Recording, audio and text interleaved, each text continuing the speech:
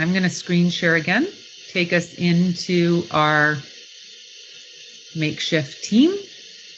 Whoop, let me just open up the team where we want to be.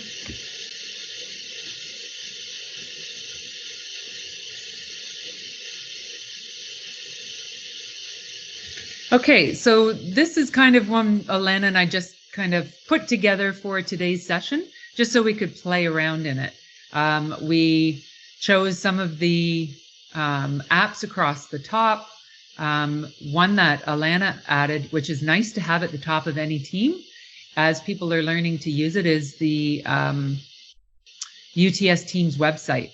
So this is a good place to visit when you're learning Teams and you want to know how to do something. There's lots of tips and tricks and things of a way to ask questions to figure out how the functionality can work for you. So what we thought of doing is opening a file to show some collaborative work. I think this is one of the real advantage and common uses in Teams that we thought of just trialing it out with everybody.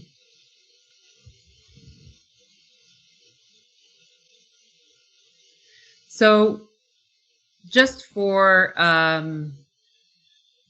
interest and to get you actually typing and working as a team, we thought of this activity that we're gonna just create a story or start by adding a single sentence. I'll get us going. And then people and anybody can edit. We're in editing mode here, not just reviewing, but you have your options in reviewing. People can add comments and suggest changes. So picture yourself if you happen to jump on a meeting with your working group and you're developing out a curriculum plan or a session and you're all working on something here. People can collectively edit.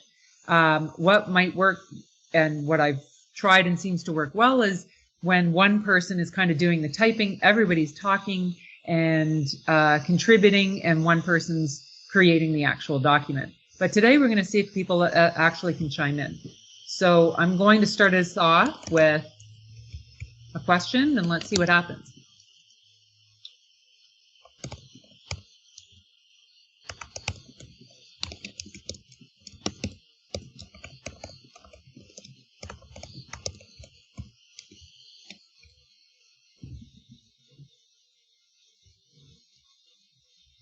I'm going to leave my cursor here. So we can either we can create titles and somebody can type in or add something. I think this will help us kind of tease out those things that are standout features that you might want to ask some questions about to get started.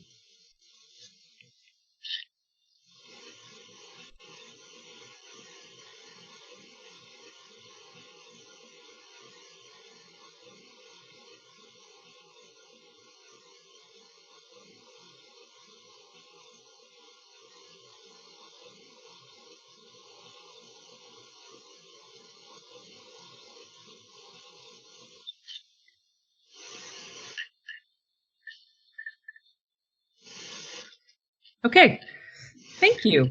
So we got collaborative docs like this. Absolutely. I think we can all save lots of time by avoiding the download, track changes, and re-upload and versioning issues. This saves instantly. There is no save button. It's up there in the cloud. And when you open this document again, you're going to see the latest version. There is a way to go in and look at versioning and history. That was of interest to me. And so if you open it in SharePoint, there's an option to do that. You can see the versioning history. All-in-one features that support several tools to collaborate and work together. Absolutely. Time saver. And there's something to be said about when the group is around the table. You know, we always say, oh, that face-to-face meeting, like when everybody's just in discussion, we you know, there's something about that. It kind of happens here. You have audio, you can talk to each other, you can document and create. And I think it's a definite plus than sending your comments on a document. Somebody then needs to kind of interpret, and then it gets cycled around from one person to the next person, where right here, we're all in it together. Can we check latency on docs?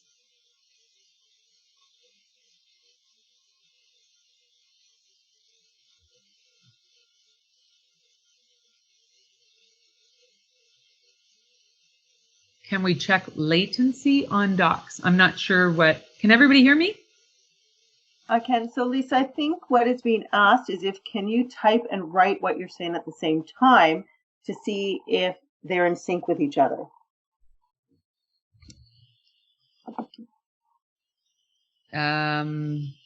Like a voice to text feature, or me just typing?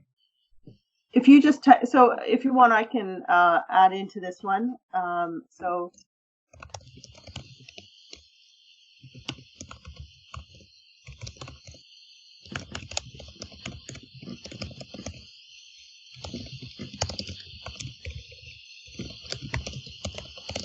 And it's super helpful to a group. So I am typing and I'm talking at the same time. And so I think a nice thing as somebody is editing, you can hover over their cursor and see who it is in your team that is writing that comment at the same time.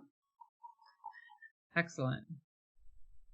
And so another feature that we used from the education standpoint, and I'm not sure if this is an activity that might resonate with some others, is that we have one type of an exam where we do some collaborative discussion on what we will accept as the answers being correct for the exam, for the fill in the blanks or short answer exam.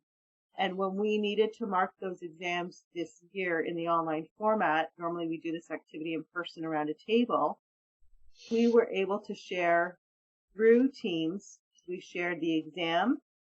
All of the faculty and instructional assistants were on the call with each other. And we each had our own set of student exams, and we were able to collaboratively discuss the exam and the responses as we worked through the marking. So it was a great way for us to be able to still proceed with that activity and be able to do it in the online environment and still have all the tools and resources we needed to do it.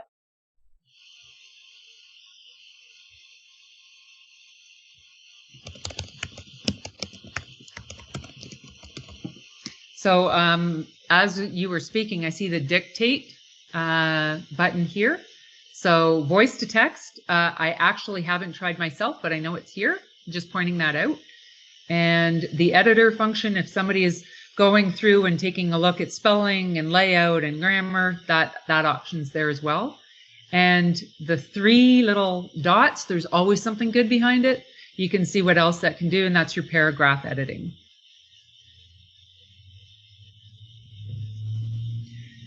And I think one of the things to note as well is that there are a number of updates that keep happening. At the very beginning, Lisa was mentioning about the email and calendaring being added into Teams. So keep your eye out as you start to work with Teams, because there may be additional features and functions that may be available to you. So I'm just adding a topic into our planning about what might you wish for another Teams webinar. So this is really an introductory. We went through lots of the functionality. We gave you some worked examples of how it can be used in an educational context, in a project or program management context. But if there was another Teams webinar, what would you want to learn more about? Creating your own team and maybe having some guidance on doing that from start to finish and some of the customization. That's just a thought.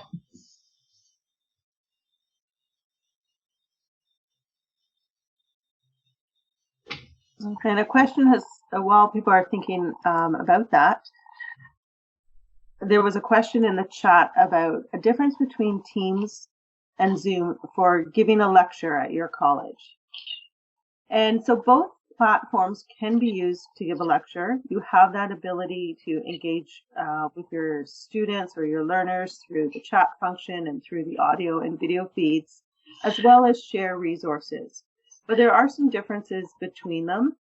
If we think about Zoom, and some of you may be more familiar with Zoom than Teams, Zoom has an interface, their gallery interface, where you can see more pictures, the video feeds of individuals that are on the call. So right now the Teams feed, the Teams feed is limited to 9, where Zoom, and I've sort of lost track, but it's at least 30, 40 participants that you can see in the video feeds. So if you want that sort of face-to-face interaction, Zoom might be better for that.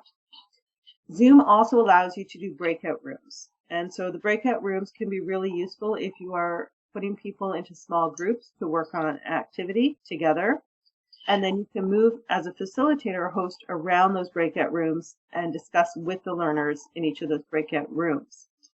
Now, in Teams, you might be able to do something similar depending on what your activity is. You could have different channels or different tabs or sections at the top, or ask them to work on different collaborative files. And so you can still put together different types of group activities in Teams. It's just thinking out what are the objectives of your session and how do you want the participants to engage in that section. Both of them you can record, as I mentioned, and it is good practice if you are giving synchronous, those real-time lectures, whether it's through Teams or Zoom, to record those sessions and make them available to students afterwards. And the other thing to keep in mind, and I mentioned this a little bit before about the closed captioning with the live captioning, is that we found that if you live caption and you are a host who's recording it while you're live captioning, those captions get burned into the video.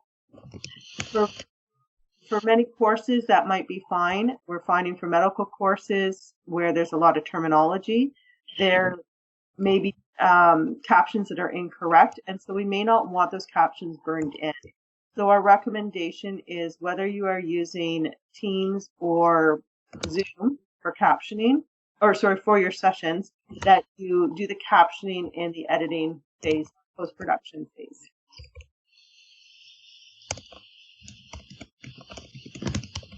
So I'm just responding to a comment in the chat from Sean about having like a tutorial team to briefly show how. I think he was suggesting this for another webinar, but it made me think of something too. When you've created a team and say you've entered members into the back end to help them out, but they're still kind of somewhat unfamiliar with Teams, we have Camtasia as a video capture software, which is freely downloadable now from UTS. And it's very simple to use. And I've used Camtasia to video capture the kind of tour through the team and the different functionality and how the channels are set up for the committees, specifically for that team. And then I post that video capture right here and send it out to the entire team. So it's kind of getting them oriented to the features of a specific team. They can be so customized. Were there other questions? So there was one more question that came up as well around the functionality or the permissions set for a guest versus a member of a team, or whether somebody is part of the organization or has been added as a guest, and whether they can access and edit documents.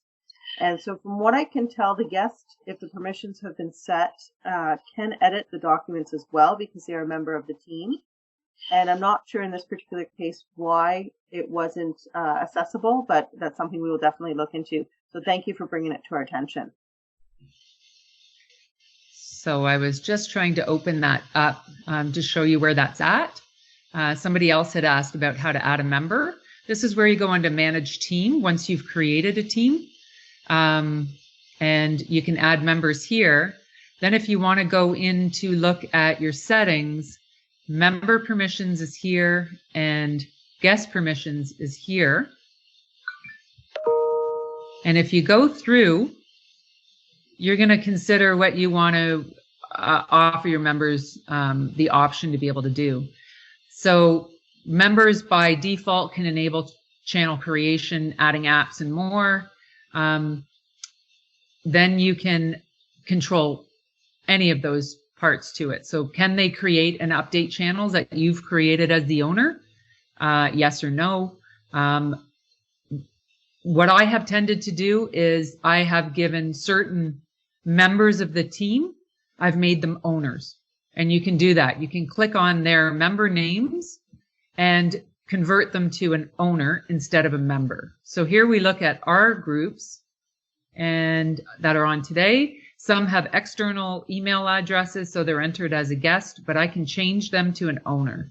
And when it comes back to what permissions guests have, you really kind of want a limited number of owners changing the structure, being able to change the channels around, or you might want it free, kind of let them have as much, depending on the purpose of it, have as much control over it as possible. Every user has the ability to edit or delete their comments. So if you're in your own chat here and you post something and then you realize you posted the wrong document, you can go into the 3 signs and you can edit. Let's see, that's not my post. I can only edit my own. So I would have to go up to one I've added and click on that. And then I can get the 3 signs, 3 dots, and edit that message, or I can delete it.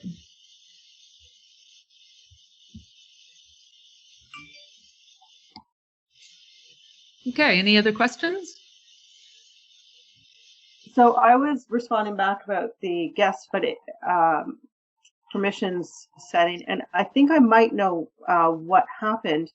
And thinking about sort of our instructions as we went through this as well, is that because Lisa was doing the screen share, some of us might have been tempted, because I know what I was at first, tempted to put my cursor onto the Word document that Lisa was sharing and try editing through there. That unfortunately is a screen share and doesn't allow you the ability to access that actual document. What you need to do in that case to be able to access the files is in your left navigation pane for Teams, you need to click on our team, going into our team, and then into our files, where you can then access the file. And in this case, we can see it on Lisa's screen here. She hovers down perhaps to the creative collaboration activity. It's under the Teams. Sorry, go back to files. We're just in the wrong team there. I think it's in general. In general, under files. And then you'll see go up. One more, the creative collaboration activity. And then that would allow you to access that Word document. So I think that's something to be aware of, and certainly call out those directions as well to others when you're asking them to collaborate on something. And you might also be showing it as a screen share. And I noticed that we are coming up on the hour now, and I just want to see if there are any other questions. Or if anybody else would like to try out any other of the features and functions. Can you have more than one screen open? And during the screen share, so when you go to share screen, you can choose what you want to share. And so if I have multiple windows open on my desktop, then I could choose to share my desktop and show the multiple screens, or I can select just one application that's on my desktop to share. So you have that option of how much of your desktop do you want to share with somebody.